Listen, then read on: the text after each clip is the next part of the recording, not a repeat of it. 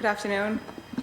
My name is Tanya Fernandez-Anderson, District 7 City Councilor. I am the chair of the Boston City Council Committee on Ways and Means. I am joined by my colleagues, Councilor Worrell, Councilor Lujan, Councilor Murphy. This hearing is being recorded. It is being live streamed at boston.gov/city-council-TV and broadcast on Xfinity Channel 8, RCN Channel 82, Files Channel 964. Written comments may be sent to the committee email at ccc.wm@boston.gov and will be made a part of the record and available to all councilors. Public testimony will be taken at the end of this hearing. If you wish to sign up for public testimony here in the chamber, please sign in on the sheet near the door. If you are looking to testify virtually, please email Shane Pack at shane.pack, that's shane.pac@boston.gov for the link, and your name will be added to the list.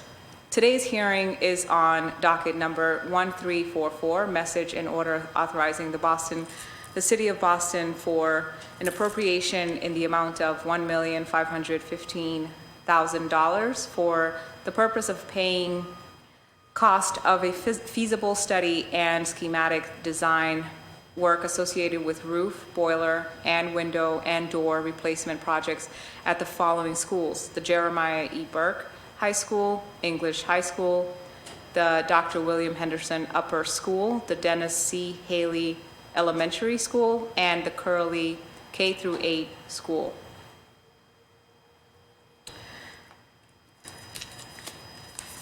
I think we'll make this real simple for the expected speakers, and please correct me if I missed you, and I think there's some added. Boston Public Schools, from Public Facilities Department, Carrie Griffin, Director. No, Carrie Griffin is not with us. Marquise Mecca, Assistant Director of Construction. Brian McLaughlin, Project Manager. Boston Public Schools, we have Sam DePina, Deputy Superintendent of Operations. Indira Alvarez, Chief of Operations. I'm sorry, ma'am, can you state your name and position for the record? That's Caitlin? Kayla. Kayla? Yes. Jackson? Yes. Thank you. Director of Capital planning. Capital Planning? Yes.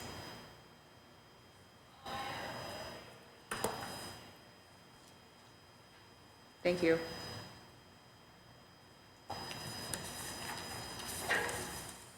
As mentioned, or I should say, let me repeat this now on record, that this hearing is probably pretty straightforward, so we'll go straight to questions from my council colleagues.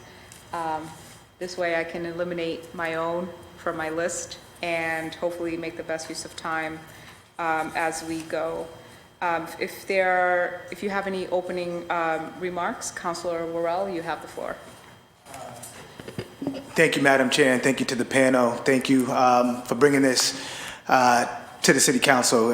It's much needed repairs in a lot of old buildings, so I'm just excited that it's happening, especially in some of the schools in my district, with the Jeremiah E. Burke, Upper Henderson.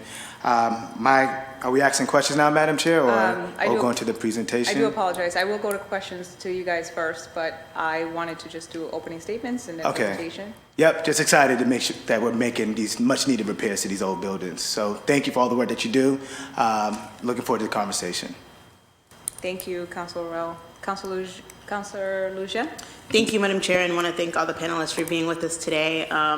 As my council colleague, Councilor Rao, stated, these very important updates and upgrades to these schools. As a citywide city councilor, I'm excited whenever we're upgrading any of our schools, especially as a student who went to some of these schools, and I go back and they're still in the same condition when I graduated, and so we got a lot of work we got to do. So I appreciate this, and I'd love to hear more about what we have in the pipeline.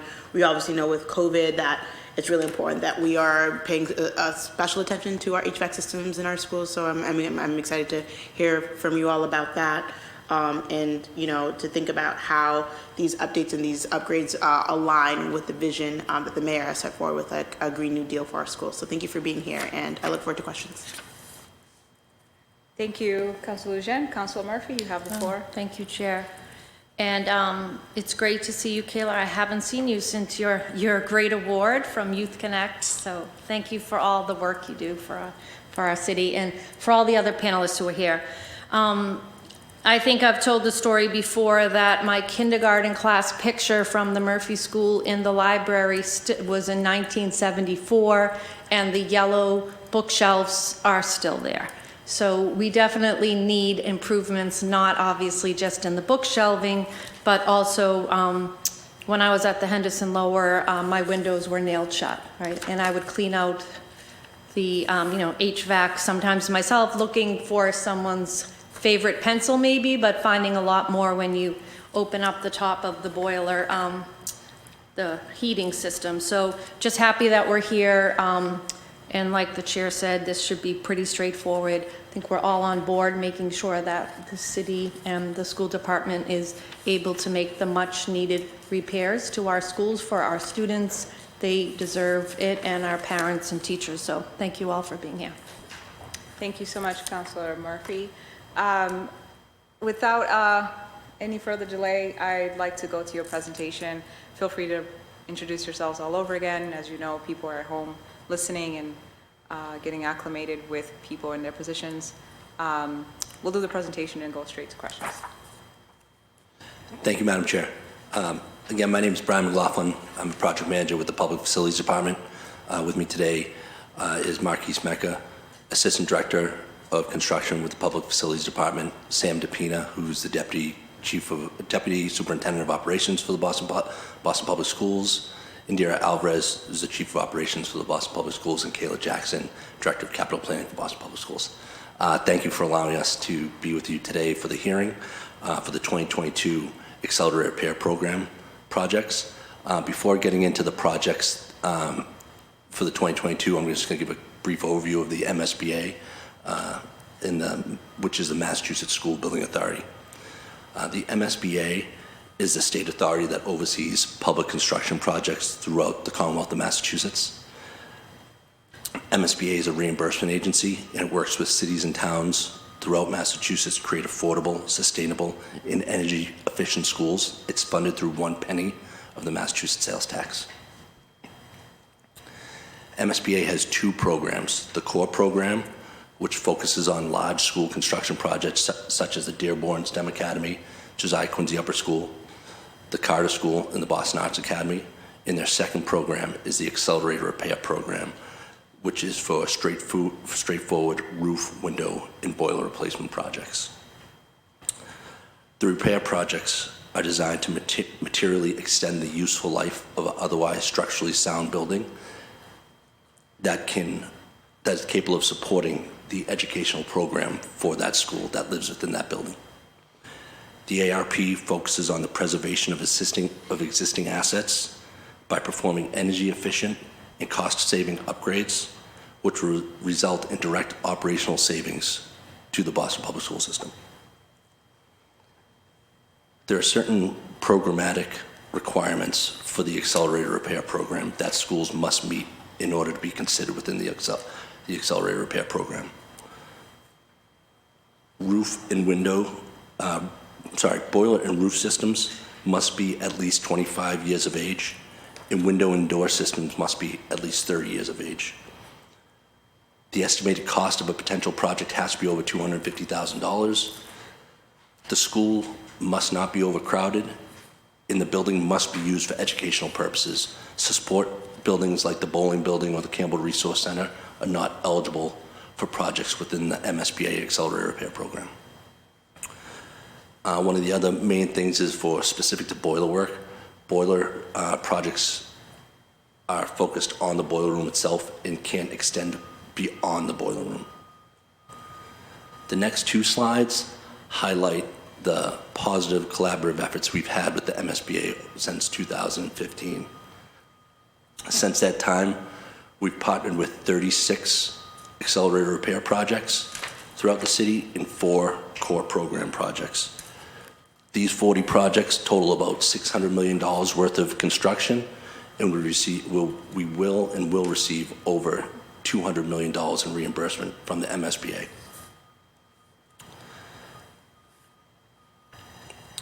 Now for the reason we're here today is the 2022 Accelerated Repair Program. The city would like to continue the collaboration with the MSBA in these 5 projects submitted to the MSBA for the 2022 Accelerated Repair Program. They were first introduced to the City Council on April 19th, 2022. MSBA requires a City Council vote in order to submit an application to the authority. The Council voted to support the submission of these schools to MSBA on April 27th, 2022. MSBA spent the spring and summer visiting the schools, reviewing the application. In this past October, at their board meeting, they voted to invite 5 of the 6 schools that were submitted for the 2022 Accelerated Repair Program. Next steps, the Public Facilities Department in Boston Public Schools would like to request the council appropriate $1,515,000 to support design costs associated with the 2022 Accelerated Repair projects at 5 Boston Public Schools. Upon appropriation of this money, the MSBA will then assign an owner's project manager, an architect, to design the scope of work to repair these 5 schools. Design will start in the winter of 2023 throughout the summer, and construction will likely be the summer of 2024. For appropriation votes for the MSBA, 2 votes of the City Council are required, and we request that the first vote happen this Wednesday, and the second vote 2 weeks later at the December 14th council meeting. With that, if there are any questions, we'd gladly answer them at this time. Thank you. Thank you so much. Mr. McLaughlin. I'd like to go to my council colleagues first for your questions. Councilor Worrell, you have 4. Thank you, Madam Chair. I just have 2 questions. My first question is, when we're replacing the roofs of these buildings, are these green roofs or like reflective roofs?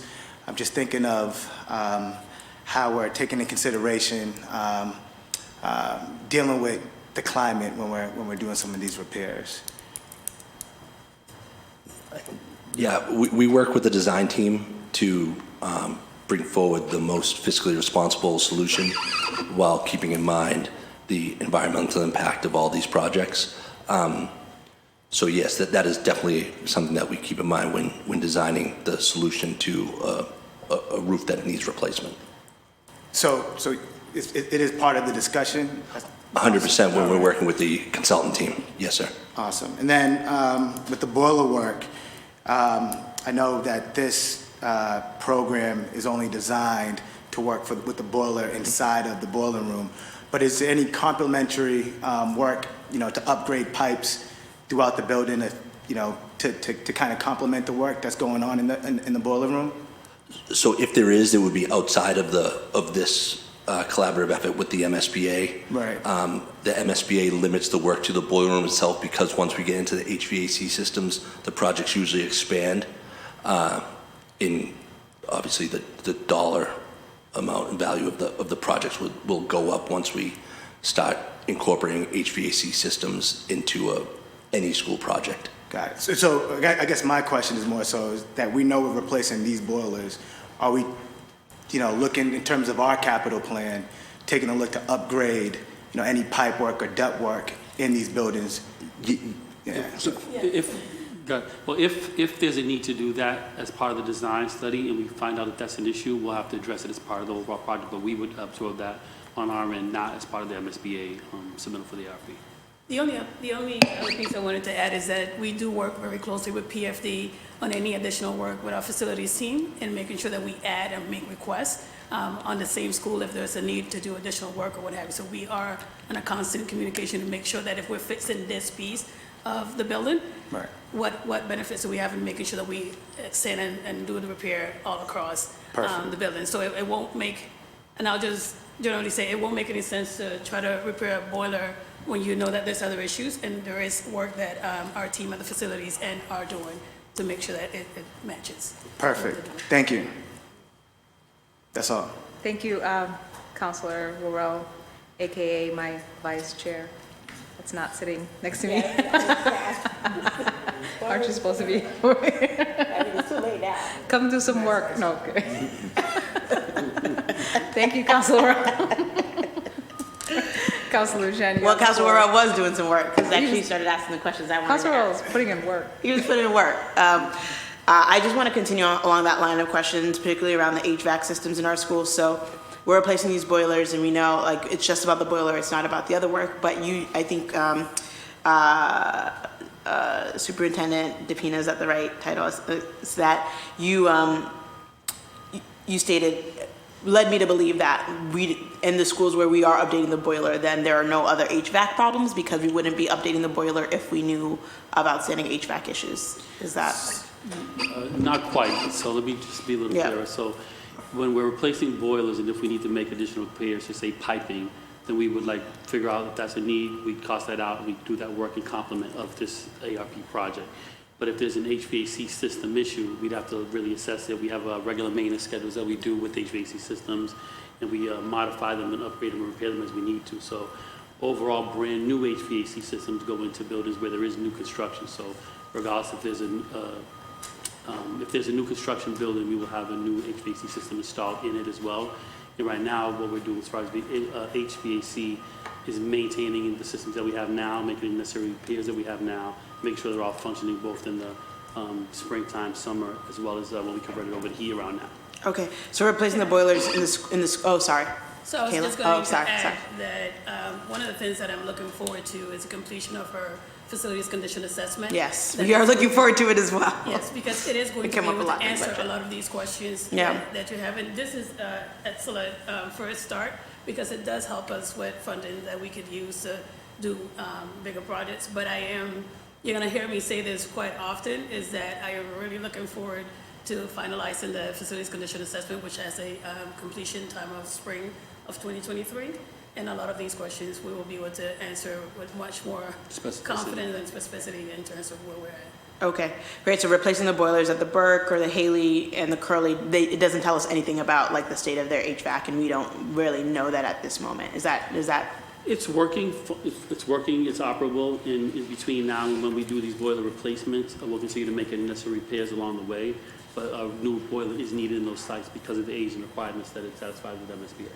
Okay, I have a question that's. Oh, I'm sorry, Kayla. No, did you have something you wanted to No, add? I just said its news life is coming to an end. Okay, and we asked this because during our budget hearings and as new city councilors, and especially during the pandemic, we heard a lot from parents and from schools and students about HVAC systems in our schools. And so I wanted to make sure that we continue to highlight that as an issue that we hear about, that a lot of our schools need updated systems. And so I also just want to highlight, I was at a school last week, Binka, and their rooms were they were too warm in some of the classrooms that they had to open the window, and even that was insufficient. So they had ordered air conditioners to help to cool the room down because it was so hot. Is there not what else can we do? Is there not a better way to manage a system when we have individual rooms in our school buildings that are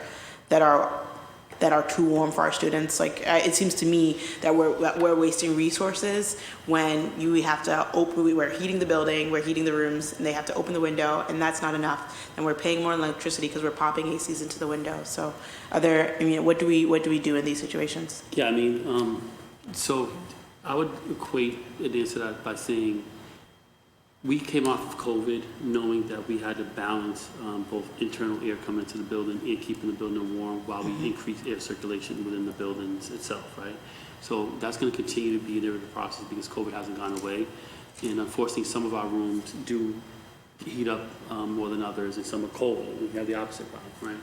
So we do have a central energy monitoring system that we do monitor the heat in the buildings and what they look like across the board. And as we need to make adjustments to the system, it's either flagged centrally through our monitoring systems, or the school leaders will call and we would go and make adjustments centrally to our systems. But in cases where we can make adjustments, then those are the other mitigating options. Open up windows more, close them more, make sure we direct the heat into the spaces as much as possible.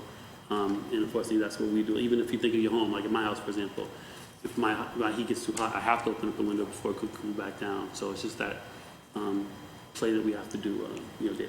Can I just add? I just want to add that, and as you're talking, I'm taking notes because I'm going back to the facilities team who, if I'm not mistaken, are watching us right now, and making sure that if there's complaints like this, where the temperature is too high, the IAQ is going to detect that, and then we have an entire HVAC team that will go on site if need be and make sure that there is adjustments that are being made.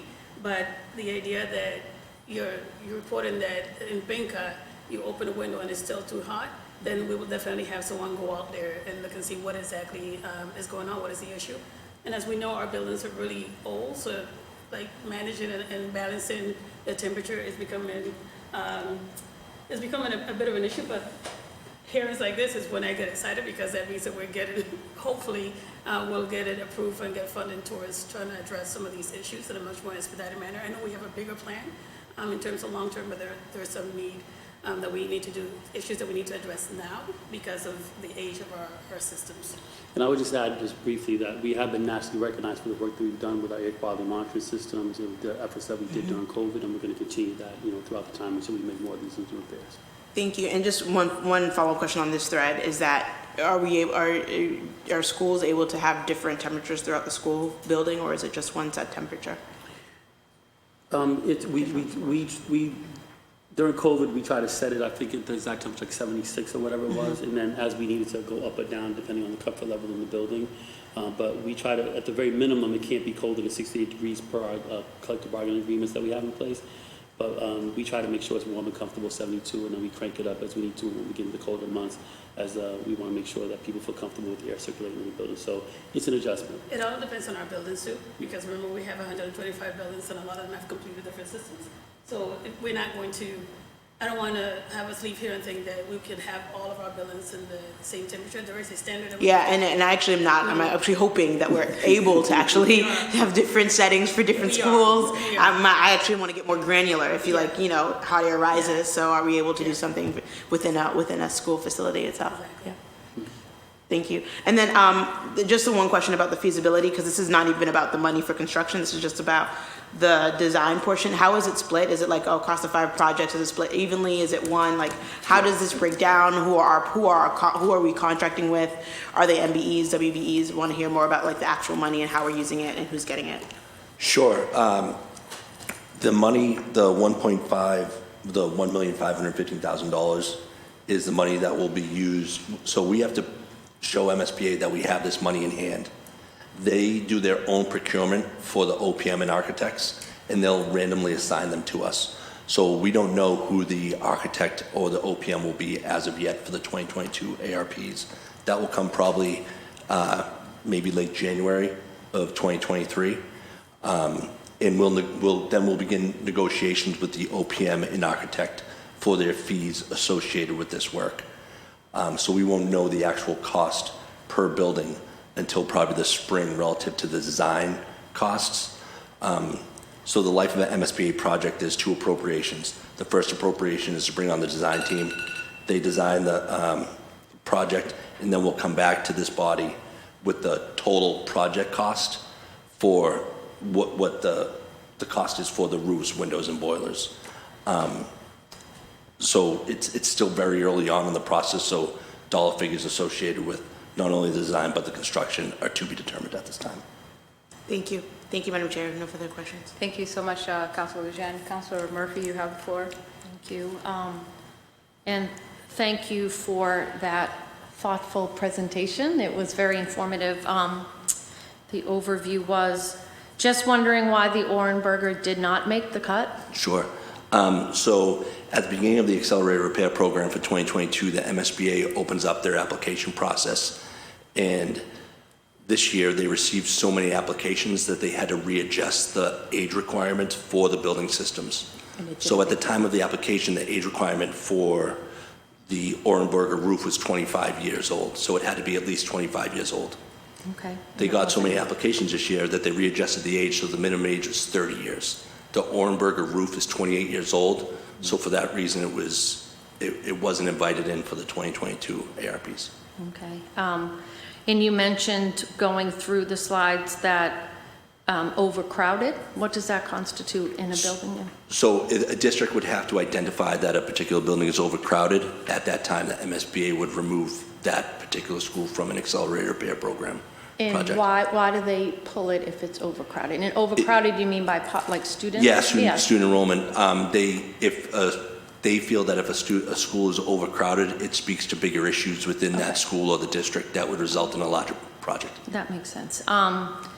And knowing that we're going through the full assessment of the schools and, you know, the Green New Deal, and we're talking with different neighborhoods and schools about swing schools and merging schools and closing schools, I assume these schools aren't on any of those lists yet, but once money is assigned, knowing that it's, 2 years away till construction, if it ends up being a school, what's the that gets closed or merged? Because I know in the past, like we did the outdoor playgrounds, or we did, play structures, and then a school closed and you wanted to like take the play structure. Like, can we send it to another school? The school's closed now. Is there plans, or has that happened yet to you where you've invested in money through this process, this funding, and then the school ended up merging or closing? Not that I'm aware of from the schools on the list. The MSBA does have a clawback option if they participate in a school, and a future project, whether a school closes or a future project impacts their investment to a roof, window, or boiler, they could take back some of the money if they felt that if it impacted their investment. And is this based on the principals at the school level doing the work of applying, or is it the school district choosing for them? Because is it those schools that are more proactive that would get on this list because they did the paperwork? No, so this is a collaborative effort with the Boston Public Schools facilities team to identify schools that not only have aging systems, but also fall within the requirements of the ARP program. Okay. So it's twofold: identifying schools that need, but if they also are potential candidates that meet the requirements for accelerated repair program. So it's district level. And secondly, when you submit an application to the MSBA, you're required to have a vote of the City Council and the school committee, so that both governing bodies of the Boston Public Schools are aware and approve of the submissions.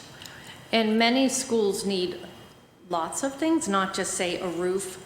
I'm thinking, is it ever then held against a school, or like, well, you just got a new roof. I know now for accreditation, Burke, may need a library. Like, those lists are kept separate, right? There's not conversation about, well, you already got this.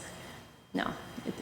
You make sure it's case by case. Yeah, it's definitely case by There's case. a And need. if operations and facility had it their way, we'll get the funding for all our schools. But no, under no circumstances are school penalized because they're getting, under no circumstances are school penalized because they're getting funded at one end, and we're gonna say, oh, you're getting this, so we're not Right, giving you okay. this.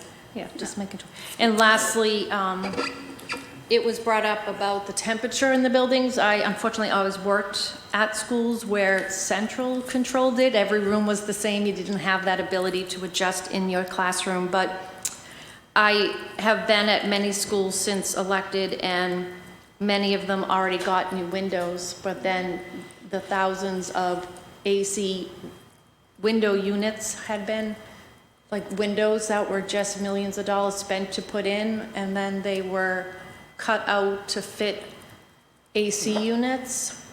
Yeah, like I know one school, they got the nice windows where they fold down, so like, can you just speak to that quickly about that investment in the windows? And then if it, I know it's a little off track, but knowing you brought up the temperature in the rooms and bigger facility issues at schools. No, it's a great question. I think the way we look at it is that we spent about, to the tune of about $7 million total in making sure that every window in every school was operable and working.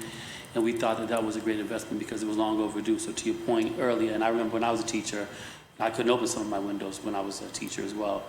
And being able to do that now and increasing the airflow in the building was just equally important.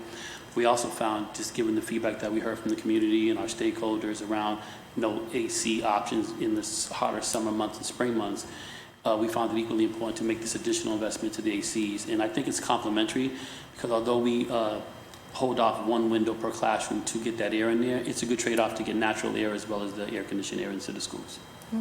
Thank you. Thank you, Chair. Thank you, Councilor Murphy.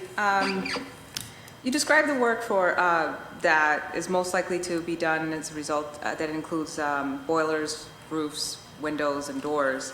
Would you say that there are more pressing issues that's not on the list? There's always a need to do repairs to the buildings, but for this particular project and this particular requirements for MSBA, they drive this process and they set the criteria of what we could apply for. So we're just making sure we capitalize on what we believe is the case for our schools based on their criteria. Thank you. Do you feel that the amount $1,515,000 is sufficient for the work needed? For this particular phase, yes, but we'll know more, as we get the design estimates in from the designers and the project managers. Certain schools have had hundreds of millions of dollars put into them, while some remain. And I think to Councilor Murphy's point, with basic repairs like still in need. And I understand that this program drives the scope of work, but how do schools get prioritized in terms of who's first? And I'll have Dr. DePina go into this as well, but we definitely go through, I have to get used to it.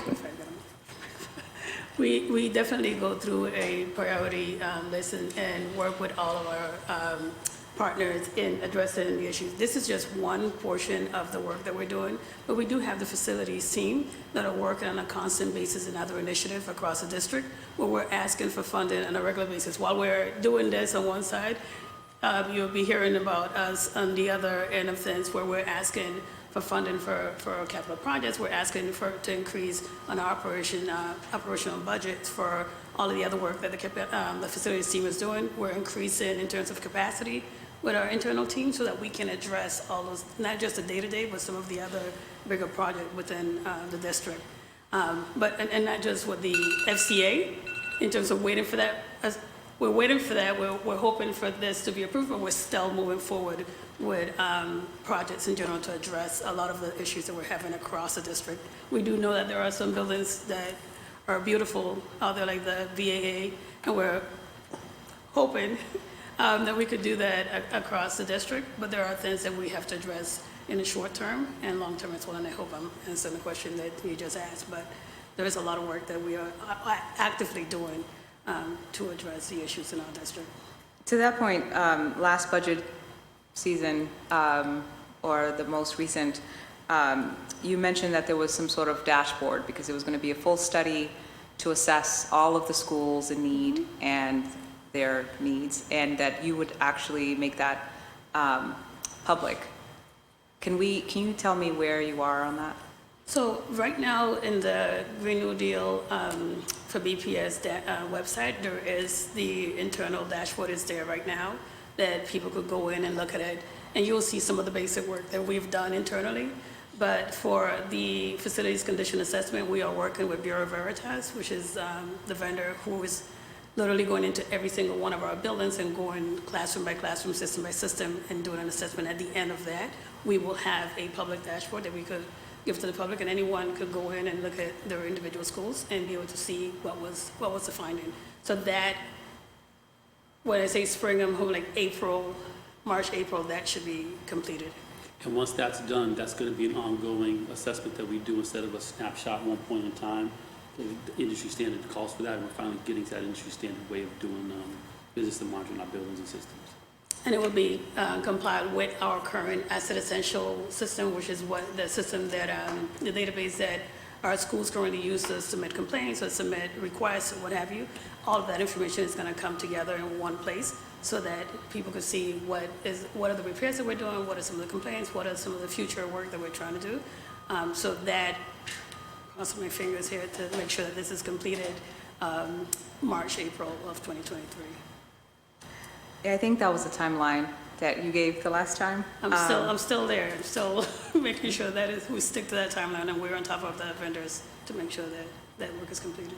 Great. Once you make that public, I guess, as a parent, I'm not a BPS parent, but would a BPS parent actually be able to compare side by side who's getting what, and so sort of a timeline as to where you are in construction or design or planning? So if we're looking at the FCA, the dashboard, yes. And Sorry. I'm sorry, go ahead. No acronyms, so that everyone Oh, sorry. at home can know. I've only been there for 18 months and I got used to the acronyms. That's Facilities fantastic. condition A new language. assessment, not a good thing, I know. The facilities condition assessment is going to be accessible to anyone. You don't have to be a parent. It's just a public dashboard. And it doesn't matter what school you go to, any school that you want to have information on, you will be able to go in. So it's super family, user-friendly. That's the goal, yes. Great. And I'd be able to compare. I'd be able to say, this school and this school, they both needed ACs. This one got this much money because of the size or this need, and this one got this much money. You should be able to, yes. Thank you. And then in terms of procurement, how will we ensure that we're actually, what was it, OPM? What does that stand for? I'm sorry, owner's project manager. So the MSBA requires an owner's project manager on all of their projects. How are we ensuring that the OPM is actually contracting out racially equitably? So when the MSBA assigns the OPM and architect for these particular projects in this program, we'll work with them to identify who they're using as their subcontractors. And then the one thing that we can have more of a control on, if you will, is when we bid these projects and bring on the contractors, we can make sure we notify and make sure it's available to all contractors that we've worked with in the past, MBE, WBE contractors. You'll be working with them, you'll start working with them from now on, or are you already doing that? So we have established relationship with contractors that have done a lot of work for various city projects. So we can notify them that these projects are going out to bid probably spring of 2024. Thank you. I'd like to acknowledge that Councilor Braden has joined us. And I guess you'll keep us updated in terms of that. I mean, you mentioned Sure. that it was up to them in terms of giving out these procurements, so I was just wondering, what does that mean? If it's up to them, then how are you ensuring anything? Yeah. So they procure. The MSBA does a separate procurement for the owner's project managers and the architects for these projects, and they randomly assign them to all districts throughout the Commonwealth. So we have no oversight on who they assign.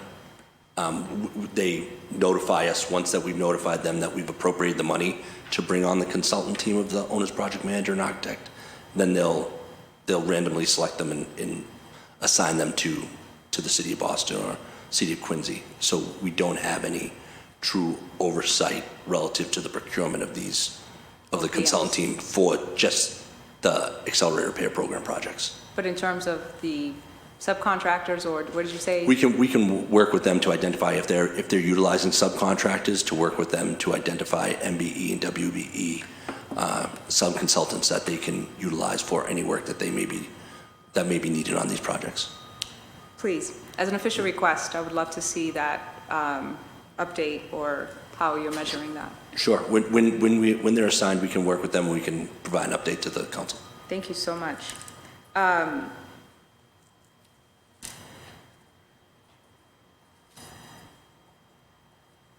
So I'll skip that. I'll reserve my remaining questions. That's redundant.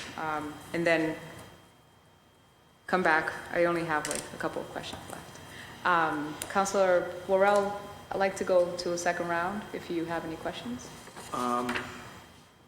If not, we can go to just... No further questions at this time. Thank you, Councilor Worrell. Councilor Lujan? No, I don't have any additional questions. Thank you.